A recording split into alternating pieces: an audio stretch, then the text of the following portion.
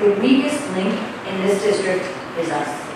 The strict terms this document lays out in regards to the board are a rebuke to this board. The terms are a rebuke we have earned based solely on our behavior. One stipulation is that the board and the individual members thereof recommit to meet the obligations under the school ethics code and the board member code of ethics. No, it says recommit. Our commitment to the ethics code has indeed been so weak, it needs renewal. The first of our obligations under the state ethics law is, I will uphold and enforce all laws. This board has consistently failed in that respect. Just last month, to note but one example, the board rejected the recommended nepotism policy, a policy that would have put us in compliance with a recent school ethics advisory opinion. That opinion, whether we agree with it or not, has the force of law. In rejecting this policy, we were essentially rejecting the law. One of those ethics policies, one of the parts of the code of ethics, is refraining from inappropriate conduct at public meetings. Yet, again, to name just one example, a board member screamed at length at the superintendent during December's public meeting. One thing I'm going to tell you is I follow the law all the time. And when a person emails me with an idea, I forward it, just like any complaints that come. So I didn't act out, I didn't interact with that woman. I asked her to forward to all the board members. And I asked her to present it at the board meeting, which she did. However, if you find flaw with that, I don't know how I should just ignore her email. I did what I thought was appropriate. I act ethically all the time. It might not be the way you see ethically done, but I act ethically all the time. And I'm really, really getting to the point tired of you constantly telling me and the other people who read this book from end to end and attend every meeting. And I can tell you this last month, I went to 3 community meetings. I don't went to them. I do everything I can to represent the 10,000 people that voted me to be here.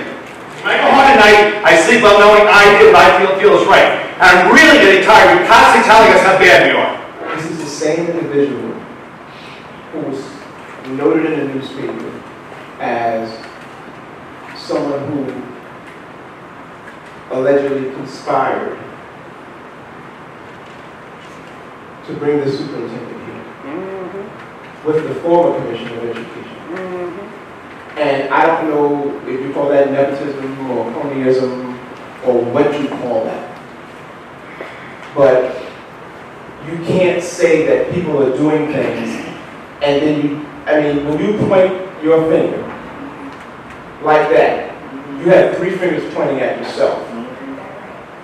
And I'm so disgusted by those comments that I just heard. The fact of the matter is that we have been putting pressing issues on the table, and they are just being smacked away into the wind. And we want nothing but the best for these children. In terms of ethics, I've been elected to a lot of boards, and I've spent a lot of time on them. And I've always been an ethical person. I didn't ever say that I wouldn't vote for an ethics code. I said when the rest of this board, when the district decides to raise their hand to be able to say that they would promise to be ethical, I would do the very same thing. Not that I wouldn't be ethical without that raising of the hand, but that I would do the same thing.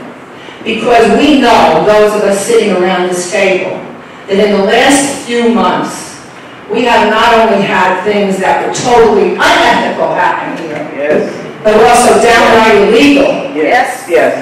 And it's bothering me a great deal about that because I am an ethical person.